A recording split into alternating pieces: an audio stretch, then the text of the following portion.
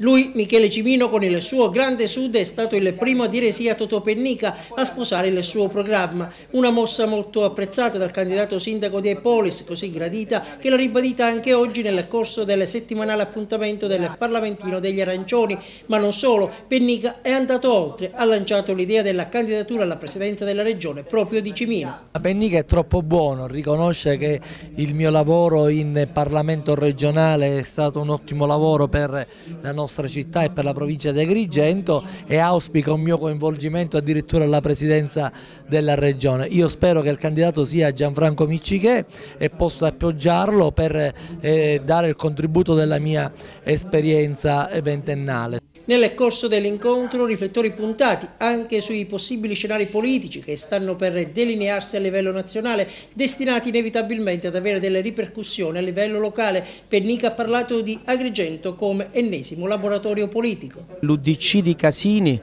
è in liquidazione, che Alfano annuncia un progetto politico. Ad Agrigento come sempre anticipiamo i tempi, perché attorno alla candidatura di Epolis si coagula un fatto politico, quale? Cucire la casa dei moderati, perché noi siamo alternativi alla sinistra rappresentata da Arnone, alternativi alla candidatura della Lobello che si reggeva attorno al fatto politico del governo lombardo, anche questo in via di scioglimento, e siamo decisamente alternativi al progetto di Zambuto che in questi anni non si è capito dove si vuole collocare. Lei pensa di inglobare in questa casa dei moderati anche il PDL di Alfano? Ma il PDL di Alfano già c'è. Io so chi non devo inglobare, io sono alternativo ad Arnone.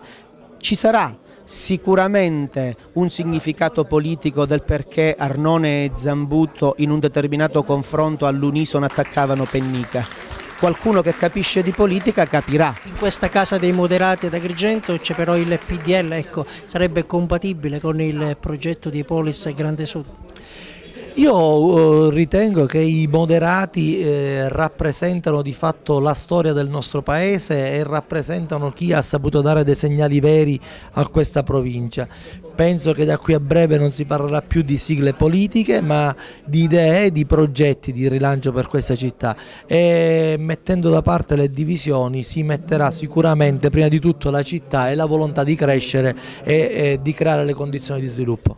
E l'appuntamento di oggi, organizzato da Grande Sud, è stato dedicato alla proposta femminile. Noi vogliamo rivendicare quello che è il nostro ruolo nella politica agrigentina e non solo, cioè anche di tutta la provincia, ma allo stesso tempo abbiamo voluto dare la nostra massima disponibilità al nostro candidato sindaco Totò Pennica per poter creare un dialogo futuro nel quale mettiamo a disposizione il nostro pragmatismo e le nostre professionalità.